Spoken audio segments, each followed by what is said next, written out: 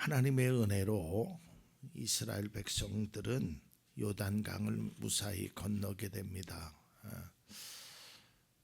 여러분, 오늘 이제 말씀 속에서 우리가 좀 한 가지 생각해야 될 것은 뭐냐면, 이제 하나님의 은혜를 그 요단강을 건넜다는 것을 많은 사람들이 듣게 돼요. 그래서 저는 이 말씀 속에서 이러한 은혜가 있기를 바라는데, 그들이 간담이 선언을 했다 그랬어요. 야, 어떻게 요단강을 건널 수 있었을까? 어떻게 저 많은 사람들이 하나님이 해주셨대. 그러니까 그런 두려운 마음이. 저는 믿음의 사람에게 좀 이러한 일들이 많이, 특별히 우리 성도님들에게, 그러니까 세상의 기준으로 바라보면 요단강은 도저히 건널 수 없어요.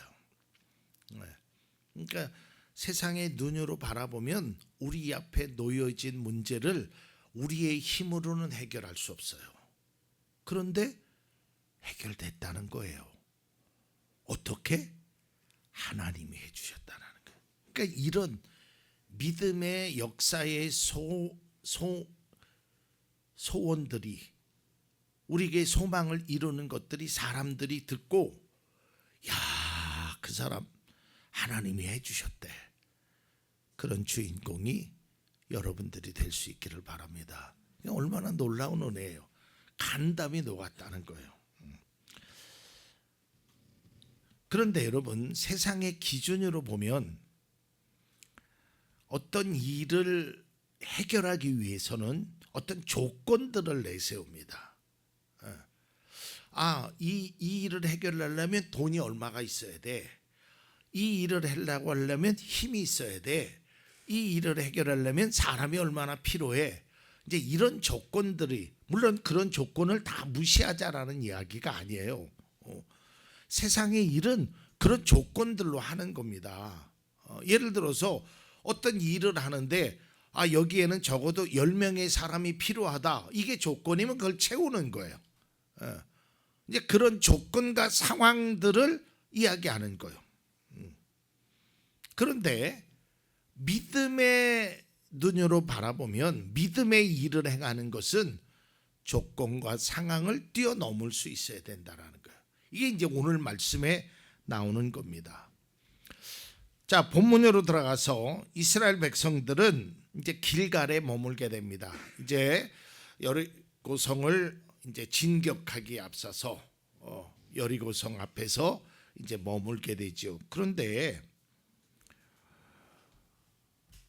요단강은요, 그냥 우리가 잘하면 건널 수 있어요. 뭐 방해가 되는 걸 하나님이 딱 막아주셨으니까. 그런데 여리고성은요, 상대와 싸워야 되는 거예요.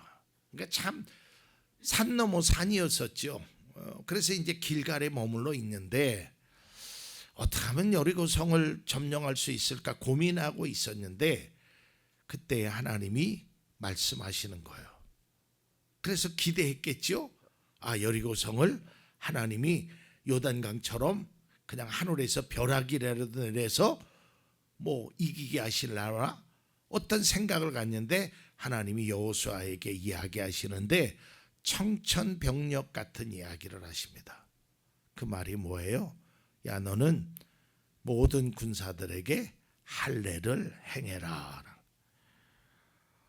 오늘 성경 말씀 2절에 보니까 그때에 주님께서 여호수아에게 말씀하셨다. 너는 돌칼을 만들어 이스라엘 자손에게 다시 할례를 베풀어라.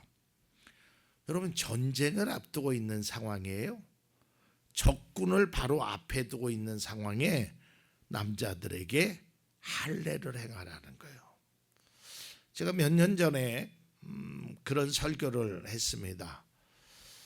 이해할 수 없는 하나님의 명령이라는 제목으로요. 여러분, 이해할 수 없죠. 아마 저 같으면 하나님 앞에 이렇게 얘기해요. 하나님, 할례가 중요한 거 알아요. 우리가요, 여리고성 싸우고 난 다음에 할례 행할게요. 저는 그렇게 얘기할 것 같아요. 왜? 여러분, 이 할례라는 것을 받으면 남자들이 꼼짝 못해요. 며칠 동안은 전쟁할 수가 없다니까. 그럼 만약에 적군들이 내려와 가지고 우리를 쳐들어오면 꼼짝없이 죽는 상황이에요. 그러니까 이성적인 생각으로는, 세상의 기준으로 하나님 알아요. 할례가 중요한 건 알아요. 그러나 전쟁에 승리한 다음에 할례를 행하겠습니다 라는 것이 사람들의 보편적인 생각이고, 아마도 우리도 그런 생각 속에서 하나님 앞에 기도하는 것들이 많아요. 하나님, 그래요, 알아요. 하나님 말씀 순종하고 하나님의 말씀대. 그런데요, 제가 지금 상황이 이러니까 이 상황이 끝나면 하나님 내가 이렇게 하겠습니다. 저도 그렇거든요. 우리 모두 다 보통 다 그래요. 그런데 하나님이 할례를 행하는데 여호수아는 그것을 행하지요. 자, 자막이 제가 쓰지 않아서 2절에 할례를 행하라 그러잖아요. 근데 3절에 뭐라고 시작하냐면 그래서 여호수아는 돌칼을 만들었다. 그래서. 그러니까 그렇게 하니까 그대로 행한다는 게 쉬운 게 아니거든요. 왜 어째서 하나님은 이런 명령을 하셨을까? 단지 할례를 받지 않았기 때문에 받으라고 하셨을까? 여러분, 이 할례는 그저 단순히 어떠한 행위를 이야기하는 것이 아닙니다. 여기에는요, 아주 영적인 깊은 의미가 담겨져 있는데, 그것은 하나님의 백성이라는 그 증표를 의미하는 겁니다. 여러분, 성경에 보면 진짜 구약에 위대했던 하나님의 종이 모세잖아요. 모세. 근데 하나님이 모세를 죽이려고 했다니까. 성경을 읽다가 깜짝 놀랐어요. 왜 하나님 무슨 잘못을 했길래 죽이려고 했을까요? 성경은 뭐라고 나오지는 않아요. 자, 볼까요? 출애굽기 4장 24절. 모세가 길을 가다가 어떤 숙소에 머물러 있을 때 주님께서 찾아오셔서 모세를 죽이려고 하셨다. 뭘 잘못했는지 나오지 않아요. 그런데 정확한 이유는 알 수 없지만 당시에 모세의 아들이 할례를 받지 않았어요. 그래서 성급히 모세의 아내가 할례를 행함으로 주님이 모세를 살려주셨다라는 말씀이 있어요. 이 할례는 매우 중요한 의식입니다. 근데 저는 오늘날에는 그런 할례가 영적인 의식이 아니에요. 여기서 이제 영적인 의미를 얘기하면, 왜 하나님께서 그들에게 할례를 행하라고 하셨냐면 하나님과의 관계성이 우선이라는 거예요. 근데 우리는 내 앞에 놓여진 문제가 우선이에요. 항상 그래요. 사람들이 다 그래요. 그러니까 관계성보다는 내가 원하는 것이 먼저야. 저도 그래요. 저도 똑같은. 근데 성경은 그게 우선이 아니라 하나님의 말씀이 우선임을 이야기하고 있어요. 그러니까 여기에서 많은 사람들이 신앙의 깊은 갈등을 하고 있는 거예요. 나는 지금 내가 원하는 것은 이건데 하나님은 이걸 다른 걸 먼저 하라고 하는 거예요. 내가 원하는 것은, 필요한 것은 나 시간에도 얘기했지만 먹을 것, 입을 것, 행할 것, 내 육신을 위해서 내가 채워야 할 것이 먼저인데 하나님은 그게 아니라고 말씀하는 거예요. 이제 여기에서 이 문제를 우리가 잘 풀어갈 줄 알아야 돼요. 이래야 영적인 싸움에서 승리할 수 있고 진정한 하나님의 자녀로서 하나님을 기쁘시게 하는 그 일을 행할 수 있다라는 거예요. 하나님은 여호수아에게 이야기하지요. 야, 돌칼을 만들어서 할례를 행하라. 앞서도 얘기했지만 제가 여호수아라면 하나님 지금 무슨 소리 하십니까? 지금 이 위급한 상황에 이거를 하다니요. 그런데 3절을 제가 준비했네요. 3절 보면 그래서 하나님이 말씀하시니까 그래서 여호수아는 할례를 베풀었다. 그냥 말씀에 순종하는 겁니다. 쉽지 않지요. 오늘 안수 집사님이 찬양에 불렀던 그 가사에도 주님 말씀하시면 내가 나아가겠습니다. 이게요 정말 어려운 일이에요. 그러나 해야 되는 일이에요. 그러니까 항상 우리는 나만 먼저 생각한다니까. 이 문제가 해결되고 이것이 되고 저것이 되고 내 필요한 것을 채워주면. 근데 하나님은 근본적인 것을 먼저 얘기하는 거예요. 너는 내 백성이고 나는 너의 하나님이다. 이거 먼저 세워나가자라는 얘기예요. 그러면 또 이렇게 반론을 하겠죠. 아니 언제 우리가 하나님의 자녀가 아니었던가요? 하나님은 나의 영원한 아버지신데요. 그렇지요. 그런데 그 아버지라는 것이요 그저 의식 속에서만 잠재하고 있지 삶에서 드러나질 않는다는 거예요. 그 아버지의 뜻이 무엇인지, 하나님이 나에게 뭘 원하고 계시는지, 하나님이 어떤 말씀을 하시는지 거기에는 마음을 닫고 귀를 닫아두는 거예요. 내가 필요한 것 이거 해주세요. 내 문제 해결해 주세요. 우리의 모든 기도들이 주로 거기에 다 있어요. 그 기도가 잘못됐다는 건 아닙니다. 저도 그렇게 기도합니다. 그러나 우리가 그런 기도만 하지 말자라는 거예요. 하나님과 나와의 관계 속에서 진정 하나님의 뜻이라면 정말 작은 것 하나라도 하나님이 기뻐하시는 일을 먼저 행하자 이 말이에요. 그게 하나님의 명령에 순종할 수 있는 그런 사람이 되기를 기도해야 된다는 거예요.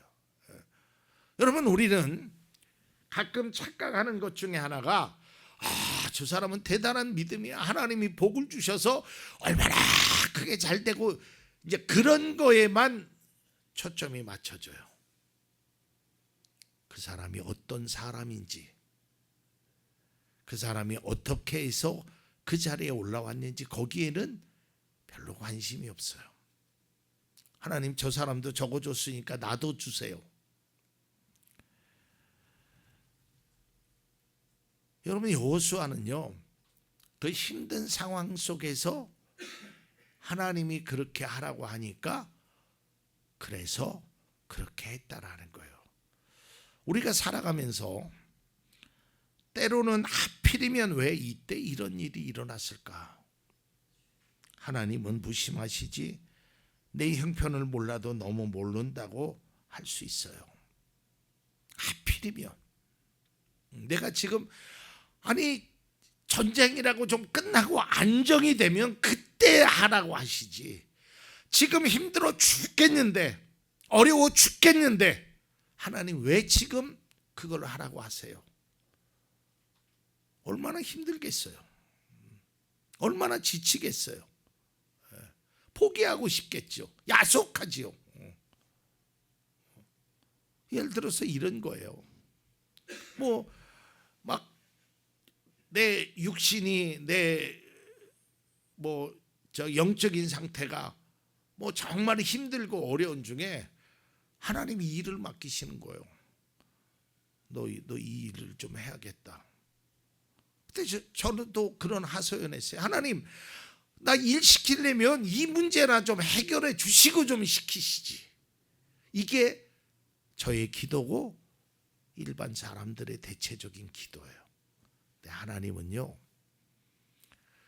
그 일을 해결해 주고 이 일 시키죠 하는 저의 기도를 들어주시지 않더라니까.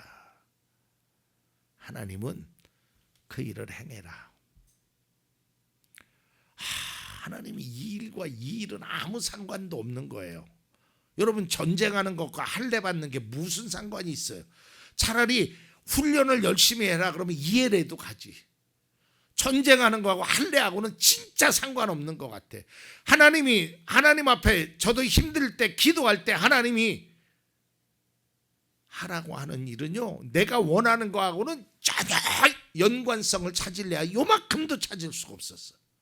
그런데요, 놀라운 일은 하나님이 하라는 그 일을 하니까 내가 이루고자 바라는 일들이 해결되더라니까요. 이게 믿음이에요.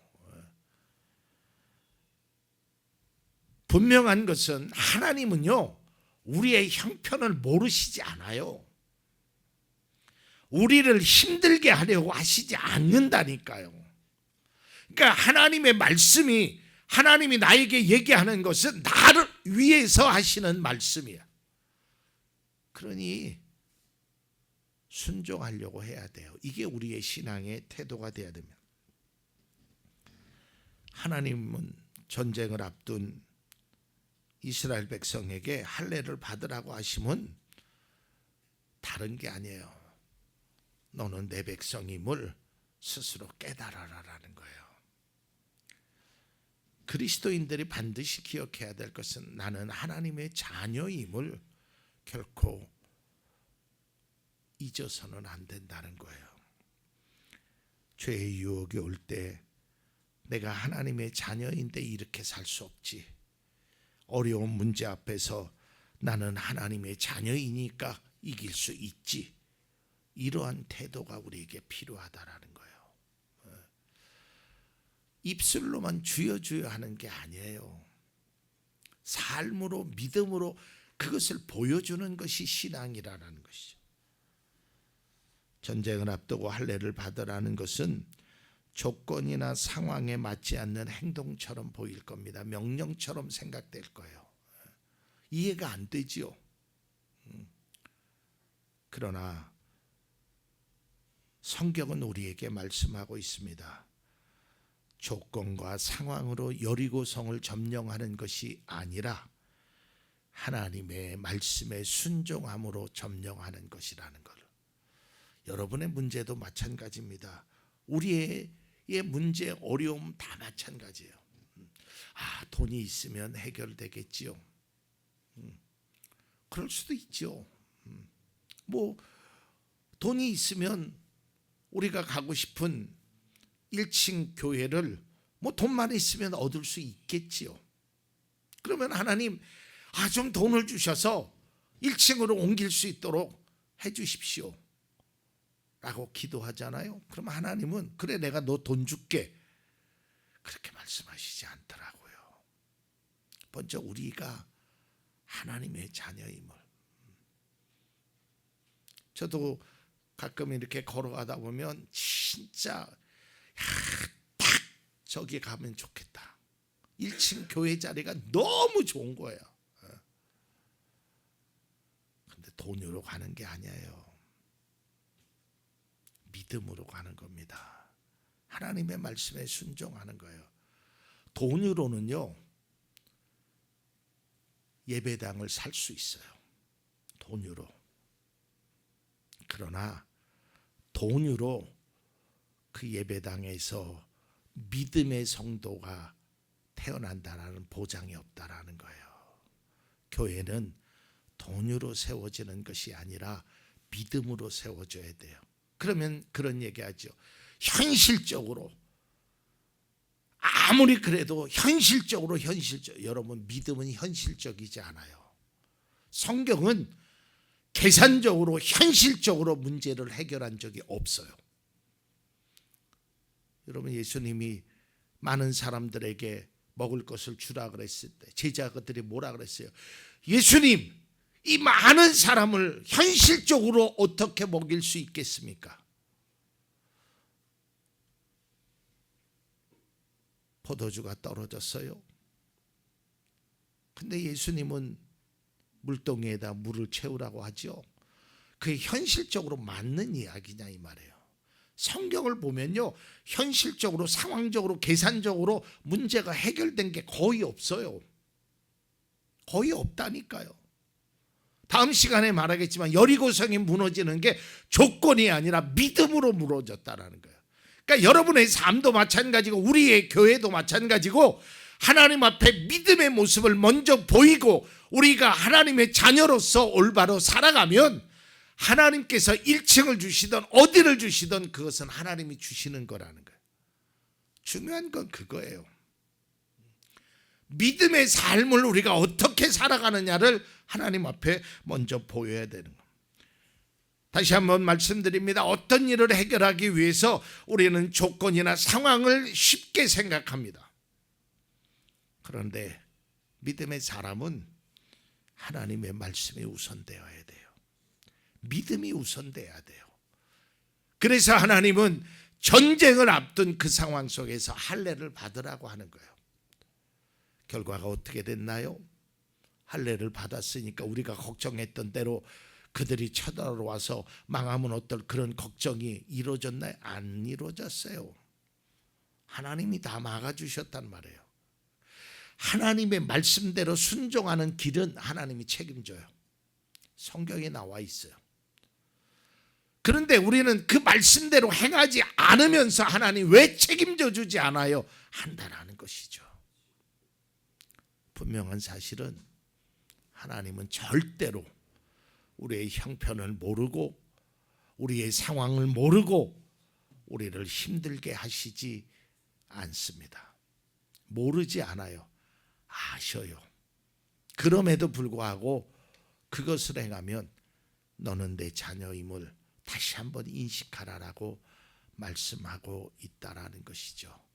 우리가 어떠한 상황 앞에서 하나님이 어떠한 명령을 말씀을 통해서든지 기도를 통해서든지 그것을 깨닫게 되면 미루지 마십시오. 하나님 이 일이 해결되면 하겠습니다. 이 문제가 해결되면 하겠습니다. 1년 후에 하겠습니다. 저도 마찬가지였어요. 2011년도에 한 6월 달쯤 된 것 같아요. 누가 저에게 연락이 왔어요. 목사님 개척 안 하시나요? 그 몇몇 사람들이 그런 연락, 저는 한 3년 있다가 하겠습니다. 그게 제 고백이었어요. 그때 우리 김선혜 권사님 통해서 우리 장로님 통해서 집에서라도 하시죠. 그때 제가 아니요, 조금 있다 하겠습니다 그랬으면 청주 참좋은교회는 세워질 수 없었단 말이에요. 그때 저는 우리 권사님의 말씀, 장로님의 말씀, 우리 집사, 그 당시에는 집사님이었죠. 그분들의 말씀이 하나님의 뜻이라고 알고 제가 순종하면서 나아갔길래 이 교회가 세워진 겁니다. 왜 하필이면 내가 돈도 하나도 없는데 왜 지금 와서 개척을 하자 그래? 나 지금 가진 것도 없고 빚도 많은데. 이 핑계 댔더라면 저는 목회자로서 이 교회를 함께 할 수 없었을 겁니다. 우리의 삶도 마찬가지예요. 상황과 조건에 너무 흔들리지 않기를 바랍니다.